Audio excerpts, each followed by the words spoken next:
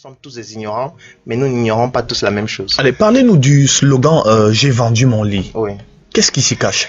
J'ai vendu mon lit, c'est un slogan que j'ai eu à mettre sur pied en 2014 parce que lorsque j'ai fini mes études de médecine en novembre 2014, je me suis rendu compte que j'étais un idiot. Ça peut choquer peut-être des gens, mais je vais l'expliquer. Pourquoi? Parce que lorsqu'on va en médecine, on fait 7 ans. Normalement, quand on fait autant d'études, on doit pouvoir sortir et apporter des solutions dans notre pays qui doivent nous permettre de passer à un autre niveau. Oui. Mais je me rendais compte qu'en fait, j'étais un répétiteur. Et j'explique pourquoi. Lorsqu'un étudiant entre en faculté de médecine, il sort médecin.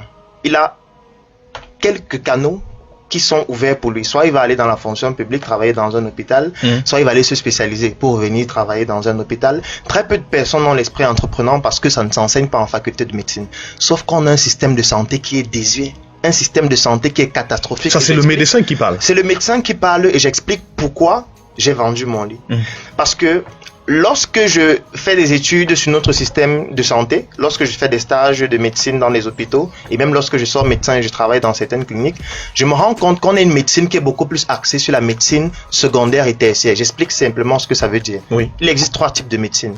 La médecine primordiale et primaire, c'est celle qui intervient lorsque la personne n'est pas encore malade. Ça veut dire quoi? Si je vous vois là actuellement, vous êtes en bonne santé apparente. Pour vous anticiper. Si je vous donne des conseils, je vous dis exactement ce qu'il faut faire pour ne pas tomber malade. Là, je fais de la médecine primordiale et primaire. C'est un peu comme si vous avez votre plafond et l'eau coule. Au lieu de juste prendre un seau et de recueillir de l'eau, vous montez sur le plafond pour boucher les trous. Donc ça, c'est la médecine primordiale et primaire. La deuxième, c'est la médecine secondaire. Ça veut dire, vous avez déjà un paludisme, vous venez à l'hôpital et vous avez besoin que je vous apporte des solutions pour que vous puissiez recouvrer votre santé. Ça, c'est la médecine secondaire. Donc on intervient quand le patient est déjà malade. Sauf que ça fait dépenser plus.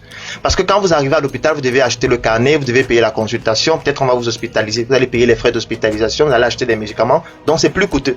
Surtout dans un pays où il n'y a pas de sécurité sociale et où c'est le patient qui paye de sa poche.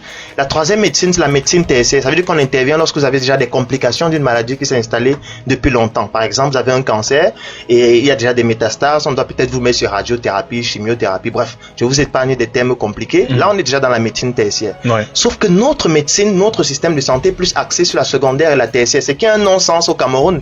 Parce que le pouvoir d'achat des individus n'est pas suffisamment élevé, on n'arrive pas déjà à manger, on ne peut donc pas se prendre en charge si l'État met sur pied une politique de médecine secondaire et tertiaire.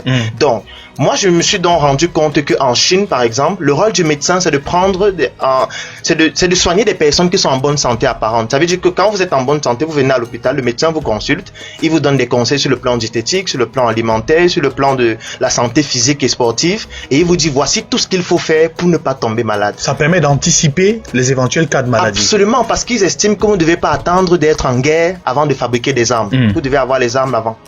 Donc c'est là où on paye le médecin. Maintenant, si vous tombez réellement malade, c'est le médecin qui doit se dépenser pour vous soigner parce qu'on estime qu'il n'a pas rempli sa mission. Oui. Donc, lorsqu'un médecin a plusieurs patients devant son bureau en Chine, on considère qu'il est incompétent, ce qui est le contraire chez nous.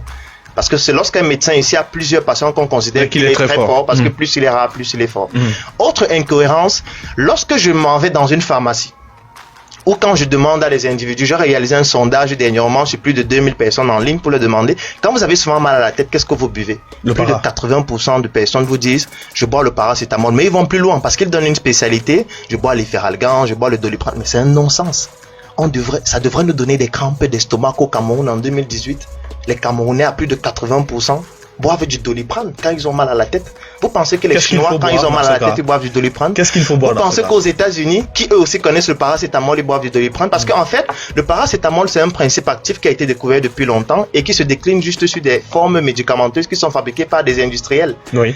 Donc, on devrait avoir un paracétamol qui est fabriqué par nos industriels camerounais. D'accord. Sauf que ce n'est pas fait. Et pourtant, dans les études de pharmacie, ça s'apprend à l'école. Je vais terminer avec un autre exemple encore plus ahurissant. C'est que les femmes qui ont déjà eu à accoucher un enfant, lorsque les enfants, surtout lorsqu'ils sont nourrissons, lorsqu'ils ont des difficultés respiratoires, il y a souvent des médicaments en spray qu'on utilise pour décongestionner les fosses nasales. Donc, on pulvérise dans les narines pour que l'enfant respire mieux.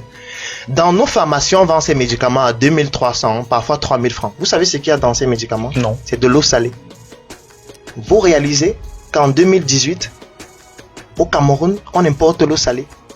Ça veut dire qu'il y a des personnes qui font pharmacie, sortent pharmacien après avoir fait 6-7 ans, ils arrivent en pharmacie, vendre l'eau salée importée. Donc on n'a pas été capable de prendre un spray et de mettre l'eau salée à l'intérieur parce que c'est de l'eau de mer, donc l'eau salée.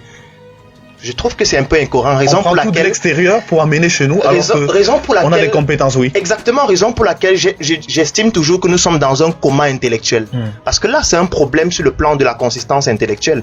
Et pour pouvoir sortir de ce coma, il faut vendre son lit intellectuel pour apporter des solutions qui permettent de développer le pays. Ne plus dormir, travailler désormais pour être Donc à c'est la plus une. le sommeil intellectuel au lieu du sommeil physique qui est nécessaire et indispensable. Tout à fait. Alors, comment exceller